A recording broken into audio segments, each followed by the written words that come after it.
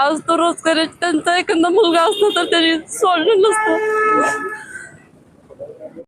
भेट घेतली, काय मागणी?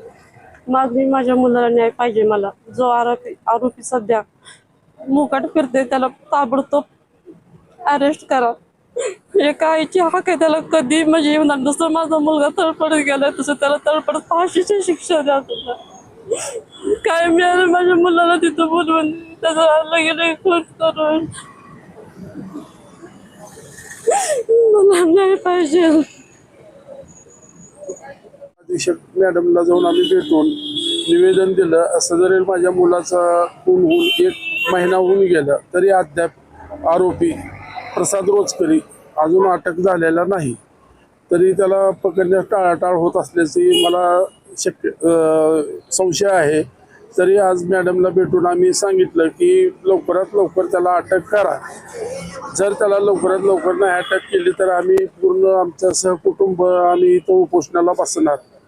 त्यांनी मॅडमने आम्हाला असं सांगितलं की आम्ही चौकशी चालू आहे आणि लवकरात लवकर त्याला अटक करू असं म्हणलेले आहेत त्यांनी. प्रकरण काय? ही माझ्या मुलाचा 1 महिन्याखाली प्रसाद रोचकर यांनी फोन करून बोलवून घेऊन त्याला प्रथमेश कांबळे यांनी धारदार शस्त्राने गाळ्यावर वार करून त्याचा खून केला होता. एक आरोपी अटक आहे सध्या कांबळे, पण प्रसाद रोचकर अद्याप ही अटक नाही. तरी लवकरात लवकर त्याला अटक करून त्याच्यावर कडक कारवाई करण्यात यावी, जेणेकरून तुळजापूरमध्ये अशी गुन्हेगार वृत्ती.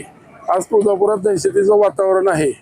आज तुळजापूरमध्ये जर अशा गुन्हेगार वृत्तींना जर कठोर सजा झाली तर या लोकांना दहशतीवर आळा बसेल.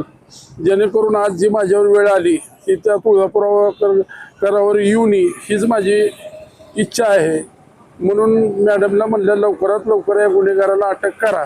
तरी आज त्यांनी आश्वासन दिलं आहे मला की लवकरात लवकर त्यांना अटक करू. नाही जर केली तर आम्ही तो उपोषणाला बसायचं ठरवलेलं आहे. आम्ही सर्व कुटुंब इथं उपोषणाला बसणार आहेत.